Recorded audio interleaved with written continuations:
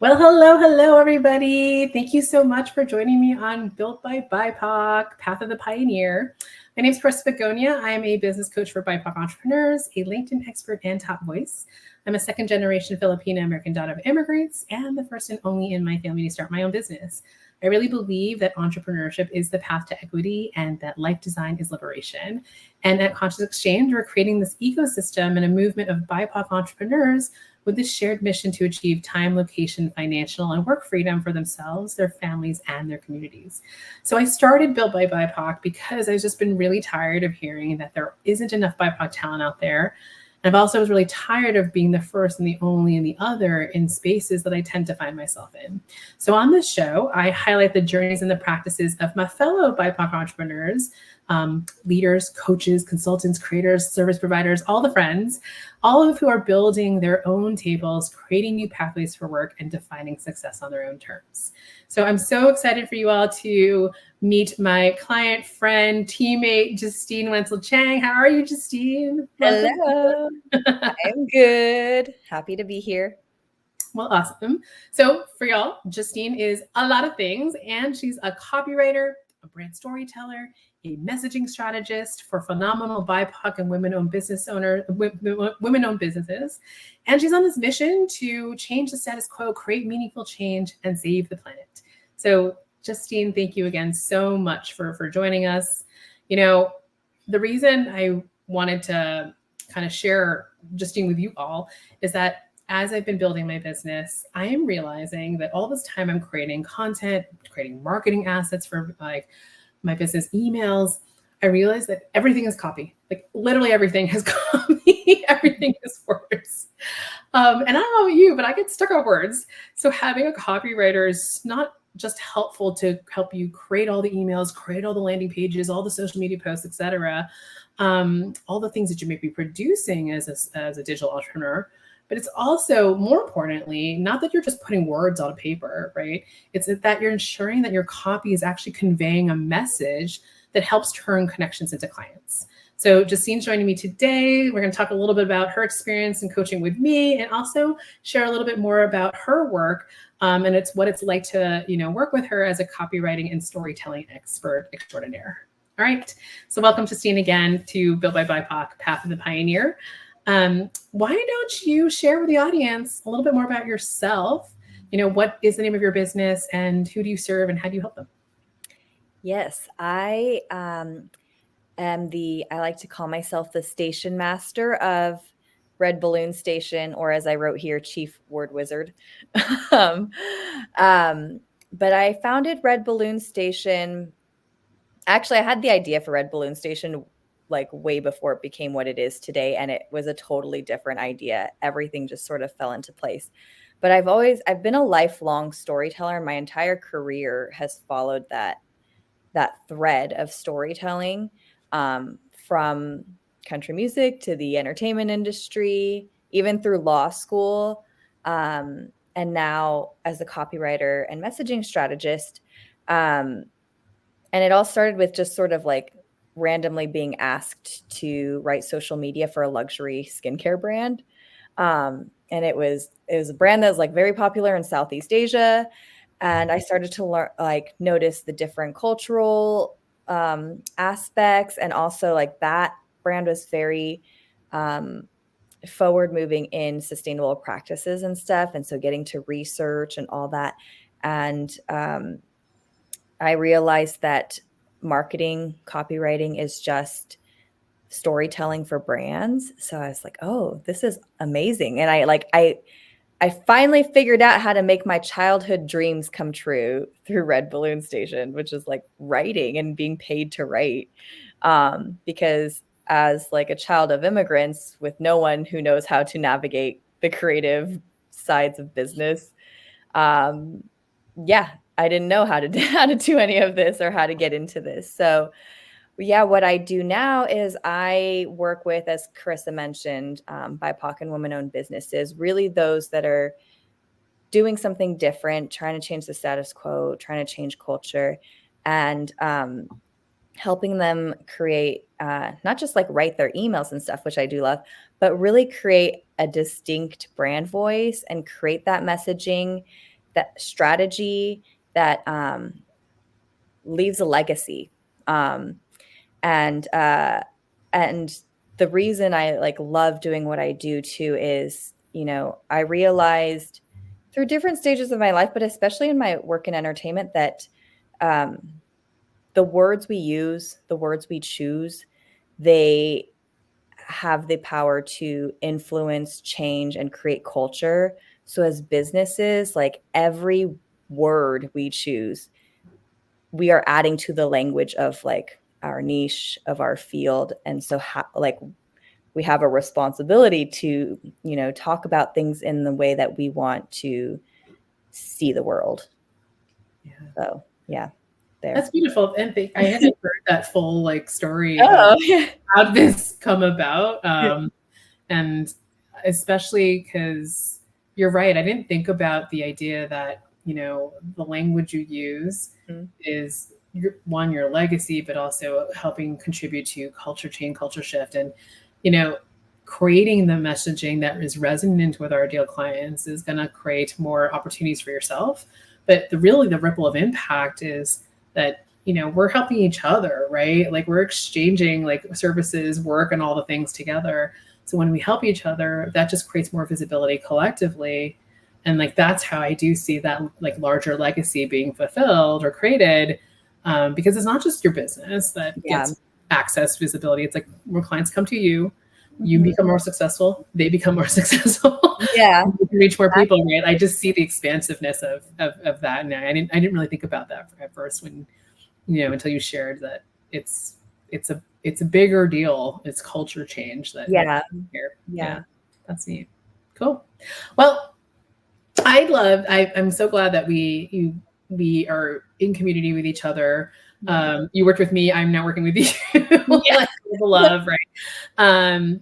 So would love to first like kind of just even check in of like how did you decide to come to work with me? I know you participated in the sales intensive I did with my business partner Dave, and you know, what was that kind of initial like decision? Like what's your initial perspective on coaching in general? But then what do you look for too when you are deciding to work with a coach? And how did you ultimately decide to work with us?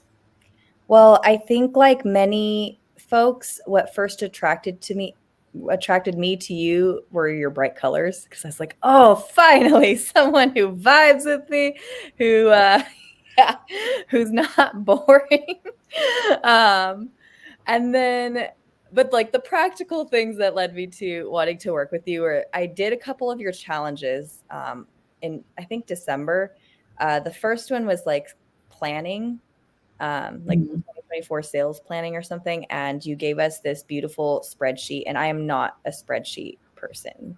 Like they make, I know, I know. They make my head spin, but the spreadsheet you gave us, that I was like, oh, this is very practical. Like I hadn't been to any kind of challenge or workshop where it felt like I was getting value so quickly. And it was very tangible, and it was like exactly what I needed. And then I did the sales, I forgot what it was. I think it was also a challenge or something that led to the sales intensive. And again, it was just like practical value that I really needed, because I do think of myself as like a left, right brain person, but I lean more creative and I know where my weaknesses are. So I felt like what you gave to me really helped fill out and balance out what I'm missing. So that's what led me to be like, okay, I got to do this, because I needed to like get my business over this hump that I was stuck at. And then also like in terms of like how I choose coaches and stuff, like before you, actually, I could not figure out the point of a coach, because like there's so many coaches, and I couldn't figure out what they were offering me and like how they were going to help me. So maybe they all need help with their messaging. But yeah, like no one, like I wanted to understand, like I knew people who worked with coaches and they said it was like life-changing, whether it was a life coach or a business coach. But I just like, yeah, no one was giving me anything, any reason to really be like, okay, you're gonna really help me get where I need to get, until I did your challenges or workshop. Awesome. Well, I'm so glad. I actually do remember you at one of our workshops, and maybe the feeling's mutual that when people have their cameras on or smiling at me, I'm like, I hone in. I'm like, that's who I'm talking to, and the entire time. So I actually do remember you. And here, look at us now. So I know. So, I'd love to hear a little bit more about your business, like where it was, because you were like, oh, okay, like I don't even understand the total value of a coach, but now that I do, then like, what was the thing that you were looking for help with, in your business? What were some of those struggles and challenges before you were like, oh, Chris and Dave, like that might make sense for me to work with them? I don't even know that I totally recognize what my exact challenges were. I just knew that I was stuck, like constantly looking for clients. And because I was so driven to work with, very mission driven clients too, I was finding that I just kept running into entrepreneurs who were in too early stages to like be able to even hire me or like work with me consistently. And so it's a constant chase. And yeah, I just knew I needed to do something different. I needed some skills that I wasn't operating on or like using. And I think I think one of the first big sort of pieces of advice that you gave me that really helped me, and I've talked about this before, is like, you helped me see clearly that I have different buckets of offers. Whereas before I'm like, oh, I'm a copywriter. Everything's different for every client. Like, I know, like I do email marketing. I can write your website. I can write a campaign, like all those, usual copywriting things, but I hadn't like thought about how to put them into clear offers and didn't realize I needed that. But even just doing that helped me communicate my business more confidently and more clearly. And actually, to your testament, like someone reached out to potentially work together last week, and she said, "Oh, I loved your website. Like it was so clear what you offer and your services." So I was like, "Thank you, Carissa." I don't know, the messaging person getting help from the business coach. I'm just saying. Yeah. Well, cool. Like I'm glad that like that was that first, like even evidence that okay, I can need some help. And I sometimes agree that people don't fully know what is the sticky point, but they know there's something, right? Yeah. Like, and you can't necessarily identify it. But, as we've been doing more work together, Justine, I think we know how to help people become more aware of what to name those issues like more clearly. Yeah. Because they can also then name what they need, right? Yeah. So, curious, before you actually signed up with us, was there anything that you were nervous about and fearful about? Like, where you're like, I'm just gonna do it and push the I mean, yes, because I was like, oh, I'm spending a lot of money on a coach, but I was like, I have to do something different. Like, I've got to figure this out. So I remember starting the sales intensive in January and thinking like, I'm scared, but like, we're going to do this. And I had full faith in you and Dave and was like, just ready to do all the things. And I've done all the things you told me to do. Wonderful client when you just listen to what I say. Believe me. And they work. Because it works. You just listen to me. That's great. And hopefully something I'll just share with you that I've been enjoying so much about our relationship is like, it's freaking fun. Yeah. And like, I was just like, I know. And I think I received that from you. Again, I remember your photo. I remember you in my image. Staring and smiling. Yeah. I was like, we're just going to use her as the example of my entire audience and how it's totally resonating and everyone loves it. Right? We need confidence boosters, right? So you were definitely in my screen, but it's been like that this entire time. I think I said to you before, I was like, I've even said this to Dave, and I was like, she just like is like like, I feel like she's one of our college friends. I've known Dave is my business partner, like one of my Yeah. business partners. I've known him since college, and I'm like, doesn't she just feel like someone that we've known for a long time? Yeah, and you feel like you remind me of one of my best friends who's also Chilean. I mean, Yeah. I So grew it's up in just the South been Bay. easy. Yeah. Go ahead. Yeah. So anyways, but yeah, the feeling is mutual. And I do feel like I'm like, oh, we only met like in December. It feels like I've known you my whole life. Yeah. And y'all, I met her in person in LA. She's tall. Like, she's tall even. I was like, hi. So, okay, cool. Well, I'm glad that you were moved past the fear. Yeah. Love to know just, thanks for sharing some of your wins. What have been some of the like really big, like exciting things that you've been able to like do now since actually, trusting us that we would teach you something valuable with like in sales and such. Yeah. But yeah, what was like maybe 3 benefits, 3 wins, something like that? Like what was really helpful for you? One, like during the sales intensive, one big like valuable nugget that I think was really more a mindset shift mindset shift was the way you all were teaching selling, which is that like we're not selling, we're solving a problem. And that totally takes the pressure off, right? Because selling feels icky. And like I've been doing it my whole life. I was in theater, I grew up like performing, so I feel like I've been selling myself my whole life. But it's still like it's not like necessarily a natural thing. You just sort of learn to do it. But that mindset shift was huge. So now I just listen for problems and see if I can, solve them or not. And then like I would say some of the bigger ones have come over the last few months, which was like when you were telling all of us to do workshops and do live events. I remember the first live event I did, I threw it up in like 4 days or something.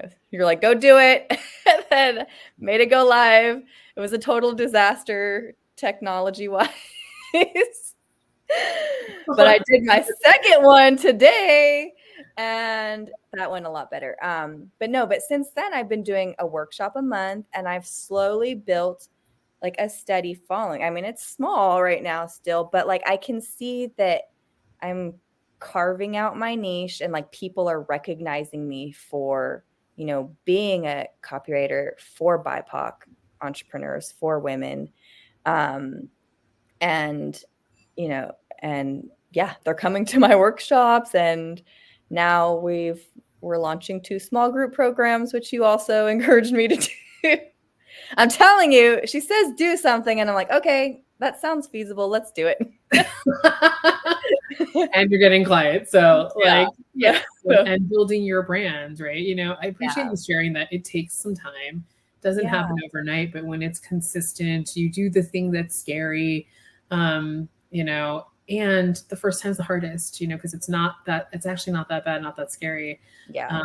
And I think what I've noticed in you is that you do things quickly. You're not like sitting there overthinking like, oh my gosh. And so you're like, okay, let's just do it. Like, it's going to be uncomfortable. It was a glorious disaster and we're going to do it again. Like, it's a good and bad thing because I will try almost anything, but it's not always the most polished.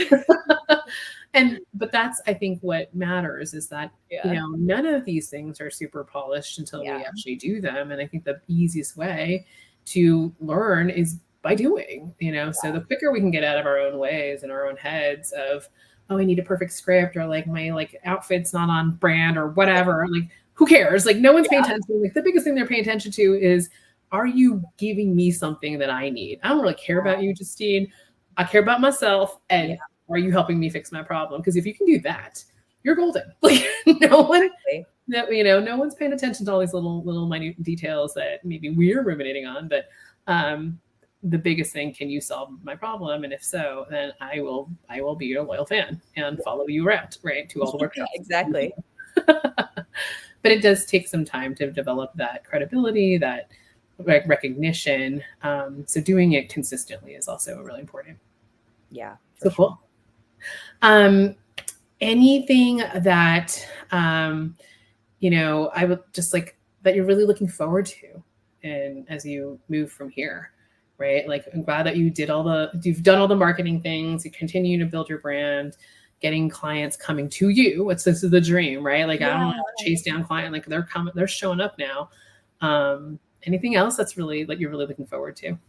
Well, I kind of alluded to this, but like with the 2 new small group programs, that was not something that I was thinking about or on my radar until like we were thinking about you and I, like my offers at the end of my workshops. Because my workshops in general, like I've just been testing them out. I've not even like, they were sort of lead gen and also just testing content. But then when we talked about the offers and stuff, I like somehow you came up with these boot camp ideas, and then I was like, I only have time for one, but then somehow I decided to do both, which still might be a crazy idea.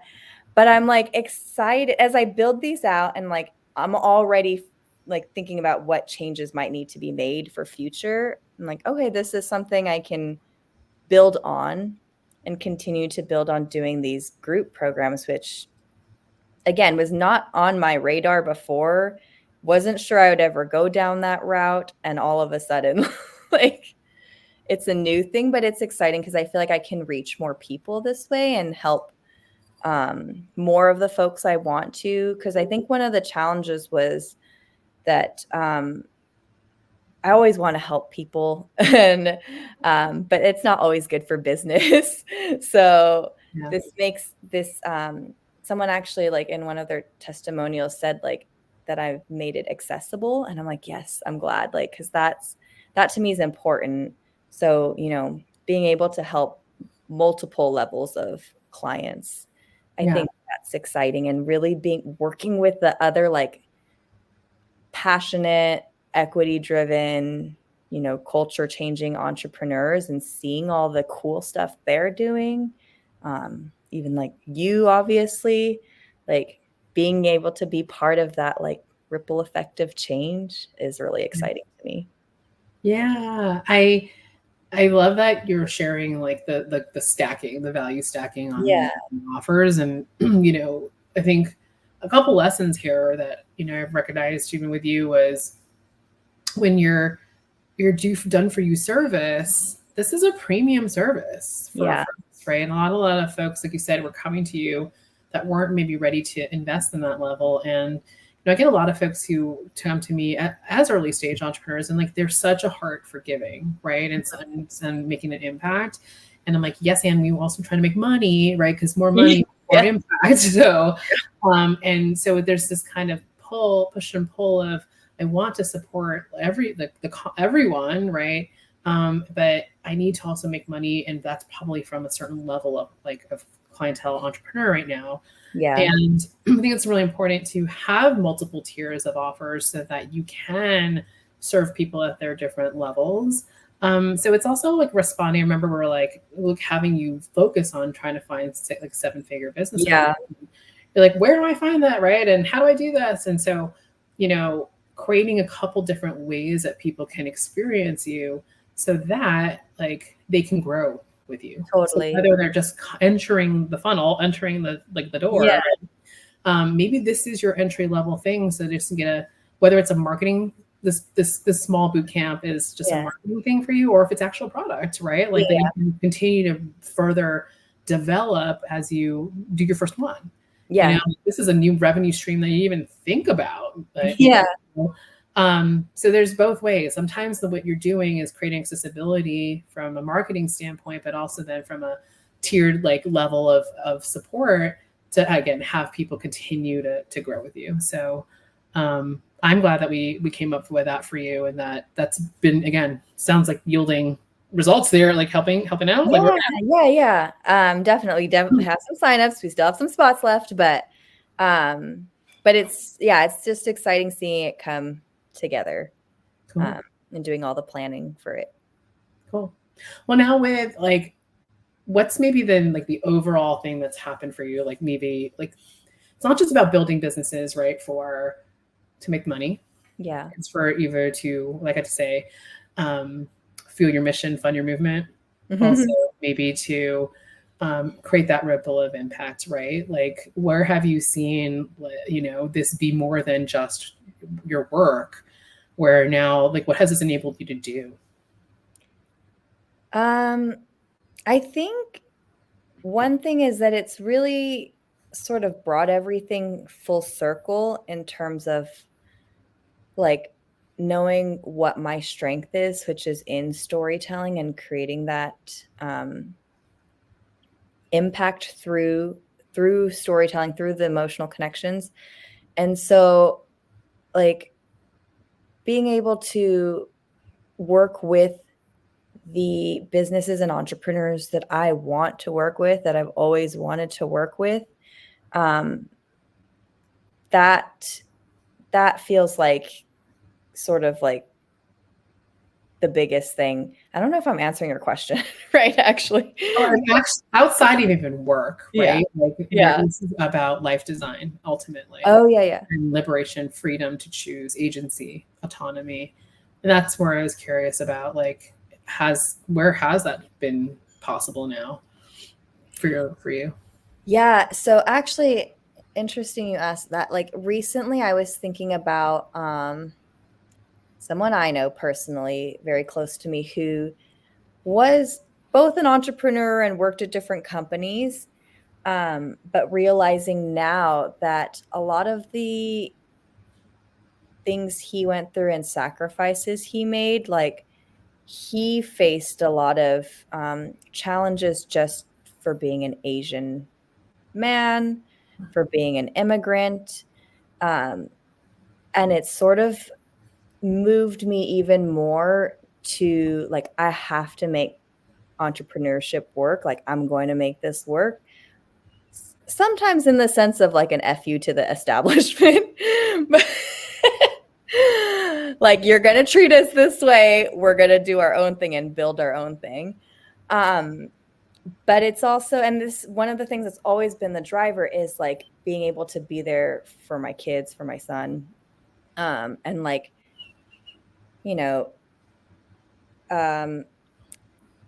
say like, okay, today I need to take the day off and like just spend time with my son, or I need to like be able to have that flexibility. So as the business grows, I've been really busy where sometimes I feel bad and guilty that I'm like not as available to him. But at the same time, I know I'm creating or designing my life in a way that fits my values, also fits how my brain works, because we've talked about ADHD before, and you had that workshop with Ashmi. Like sometimes I think about, if I went back into like a corporation or something, they don't always operate in a way that works well for my brain, Yeah. So just being able to operate as I need to and do all the things I need to as a working mom, as a daughter who is called on by all the relatives to help with things, Eldest daughter type of thing. Yeah, exactly. And just, yeah, it's like the flexibility, and also just it's empowering to be able to like build something of my own and leave my own legacy. And like I said, like I think more recently, especially learning things that I've learned about the person I was talking about, like kind of really just an FU to the establishment. Like, I'll take it. Yeah. Well, I'm glad that this has, created some opportunities for you to spend with your family, to create a way of working for yourself that is based around you, rather than, having to adapt to your workplace. And that kind of leads me to my next question around workplace and, having felt like the first, the only, the other, right? I talk a lot about being that person in your workplace, in your family, right? Among your friends. So have you had that experience, and like, how has that maybe shaped how you have the business that you've even created? I worked in country music. And I loved it. Was at a different, very, very different place in my life. But I think actually what really has shaped and driven my business and like has laid the foundation for my business and for Red Balloon Station is really my work in the movie film side of things, where I wasn't necessarily the first, only, or other, because there were other people who looked like me, but there weren't necessarily people who looked like me who spoke out and got in trouble for speaking out.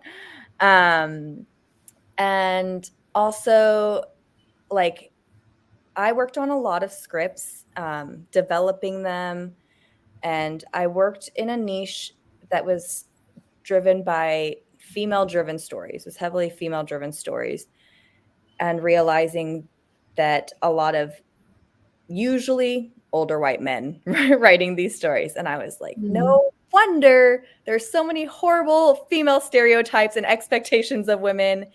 And then forget about diversity. It was all performative. So that's why I'm like so gung-ho about like, we have to elevate, especially BIPOC and women of color stories, because we have to tell our truths and let people see us for us, because otherwise they're like relying on these horrible stereotypes and depictions that, even to the point where like it took me being an adult to realize some of the racism I've experienced. And I've experienced some blatant racism, but also just like the microaggressions and, you know, the expectations we have on our own identity, and recognizing that a lot of that is influenced by the stories we see. Yeah.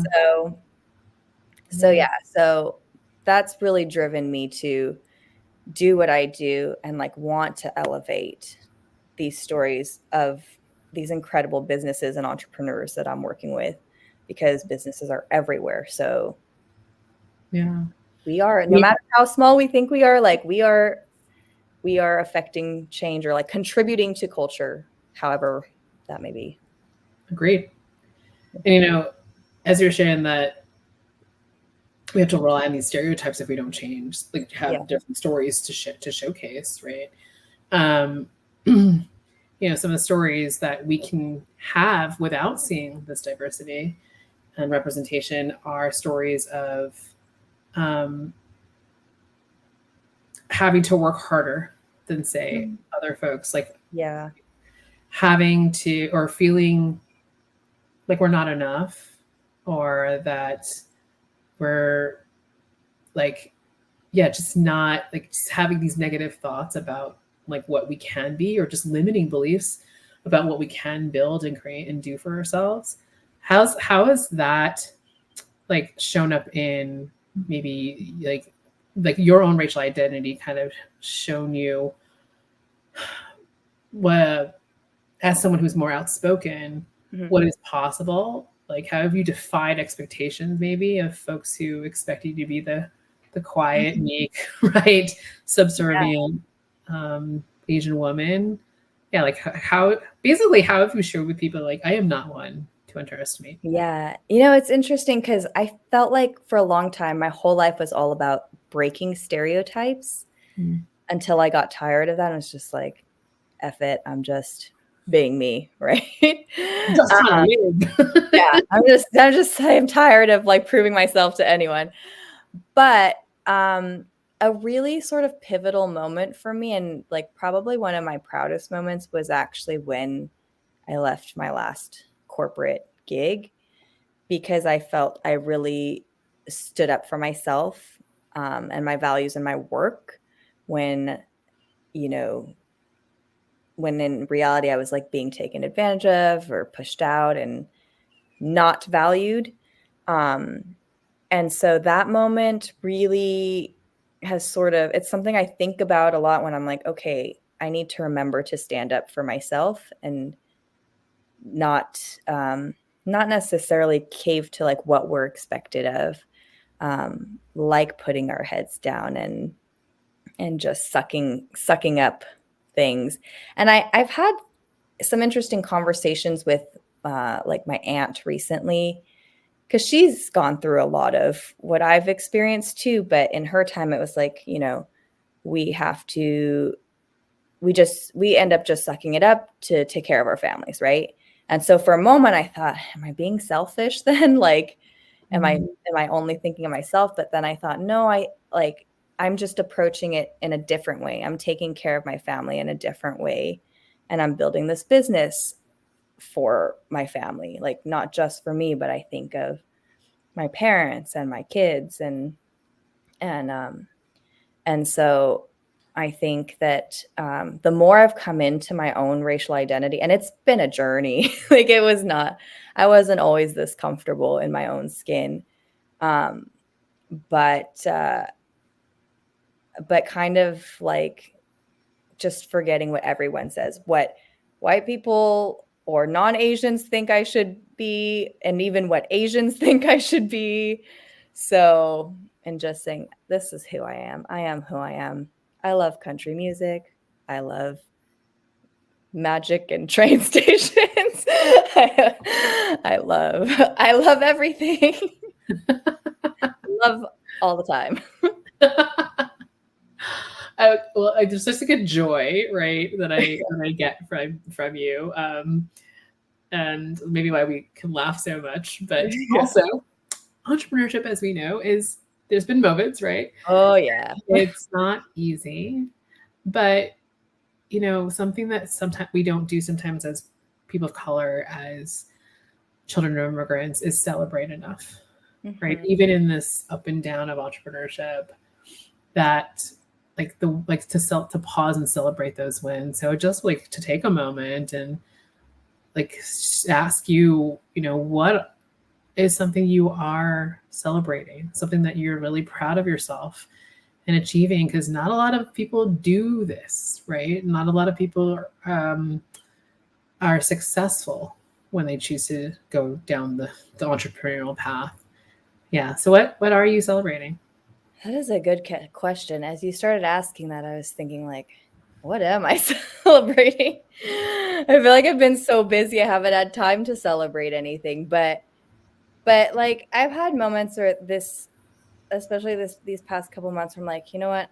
I'm proud of myself for like all the work, like the momentum I've built, and for seeing the small changes, like I mentioned, like through the workshops and like growing a steady following of like people who are regularly coming to me. And it's small baby steps still, but I can see the progression. So I'm proud of that, because it's been a long time. Like sometimes I think like I've been in business longer than maybe many of my peers in the same stage. Partly more out of like a legality, because like I formed Red Balloon Station when I published my first book.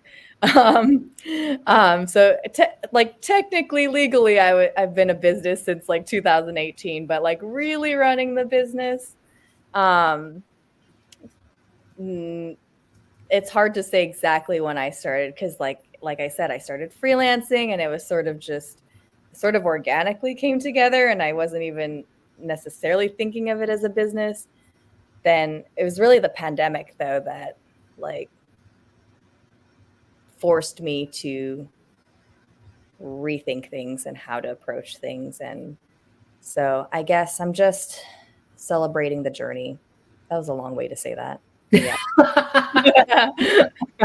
I love it. What the storyteller needing to sell stories to get to shocker. Well, last thing I want to ask is, any practical tips or advice for folks who are either trying to become entrepreneurs, trying to become freelance copywriters, and maybe also for potential clients, like advice for what to be looking out for when you are deciding to work with a copywriter, and maybe when is it the right time to start? Yeah. I would say, well, first of all, whether you are looking to work with a copywriter or you're starting out your business, like do not ignore your messaging. It is so foundational. Like everything you do ties into it. And I was doing like a live website audit today on LinkedIn, and I realized with the website I was auditing, the tone and the words on the website sort of expressed one thing, but the actual like live experiences, in-person experiences with that brand are very different. And so like messaging isn't just about your words, it's part of creating the whole brand experience. So my tip is to like do not ignore the messaging, like really take the time to think about the brand voice and your core values and everything that goes into creating that foundation. But then also like remember to look at it from a holistic view of the entire brand experience, because it should all work together and make sense. And then in terms of like working with a copywriter, I would say know that it's a collaborative relationship. And I think a good copywriter will be a partner to you. I know some folks, they're like, I just need you to write this stuff. Like, we don't need to interact much, but to really like be able to get the messaging right, experiment and all that. Listen to each other. Make sure your copywriter is good at listening and taking feedback, but also that they're willing to like, you know, weigh in, give their own thoughts and share their strategies and stuff. Because I think that's how we get the best results, is through a lot of experimentation, because that's what marketing is just experimentation all the time. Yeah. I appreciate you sharing that it is one, experimentation, but two, that it's actually foundational to everything. I think I was starting to realize, one, when I was writing copy for like all the things, I was like, oh my God, there's everything is copy, like so many words. And then the other thing I realized is that it's not just, I think I associated it too with more like marketing work. And then I realized, no, even in sales conversations, like we're just repeating the same message. Yeah, exactly. In sales calls, right? And so it's connected to sales. And then I'm like, well, if we're not actually creating an offer or product service, like in the beginning, that like produces this result that we've been like saying that we can create, right? Like I'm like, it's part of the offer creation process too. Yeah. To understand like what your client is looking for, what is the problem they're looking to solve, what their desired state is, and what the outcome is that you can promise, that you can help them get to, right? I'm like, this is in my framework of product marketing sales, right? My power play system, like messaging touches all three of those things. It's not just marketing like initially thought. Yeah. So yeah, don't mess up your messaging and miss out on opportunities. So because it's there's a through line for messaging with all parts of your business. Like Exactly. you want to make sure that you're getting right, but you have to experiment to get it right. Yeah, totally. Cool. One other practical tip maybe for folks who are trying to become freelance like writers or freelance copywriters as well. Well, the way I got started was just I mean, I started on Upwork and was just writing for a whole bunch of different folks. And I think if you're trying to be a copywriter, I would definitely take a copywriting course though, because copywriting is very different from other types of writing. But like try out different channels. Like, do you like writing social media? Do you like writing emails? In the past, like I've ghost written for CEOs. And that was fun because they were usually white male CEOs, and I was like improving their messaging. But I think, learn and try different things, and try different niches, because you may, like, a lot of people try to be like, oh, write for entertainment companies. I really don't want to, and I don't enjoy writing like entertainment related things. Most of the time, depends. But yeah, so try different things because you never know what you're gonna like and like where you're gonna find your groove. Like I never thought I would love email marketing, but that's one of my favorite things to write. So like whoever, like the 6-year-old in me who wanted to be like an author did not think email writing was in her future. Actually, email, I don't know, existed back then. Maybe it did. It probably did. AOL existed. Yeah. Maybe when you're 5, but all right, Justine. Well, thank you so much for sharing some of your, experiences working with me, some of your, different ways that you think about your profession, your craft. Before we wrap up, I really like to do this rapid fire round. Oh yeah.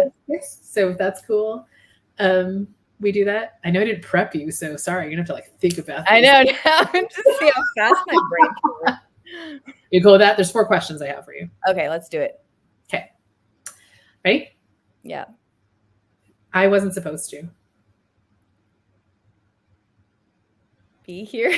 That's the first thing that comes to my mind. I wasn't supposed to be here. Yeah. The future I'm building is beautiful. The best idea I had in the shower. An entire song. Really? Well, it wasn't the shower. I dreamed lyrics to a song and we wrote it for a movie that I worked on. That's awesome. I know. All right, last one. I am most grateful for. My family. Cool. Well, again, thank you so much, Justine, for joining me on Build by BIPOC. The show is all about connection. So friends, if you liked anything that Justine had to share here today, highly suggest you follow her, join her workshops, right? Would love for you to share, Justine, just any ways that, you'd want people to follow you, get in touch with you. Also, is there anything maybe special that you're working on that you'd like to share that's exciting that, you want to just share with the audience? Oh, yeah. Thank you for this platform too, by the way. But yes, if you would like to work together, please follow me on LinkedIn. I'm very active there these days. You can also follow me on Instagram. I'm trying to be better at that, at Red Balloon Station. But just find Justine Wentzell-Chang on LinkedIn. You can go to my website, redballoonstation.com. The 2 new group programs that are starting like end of this month and next month.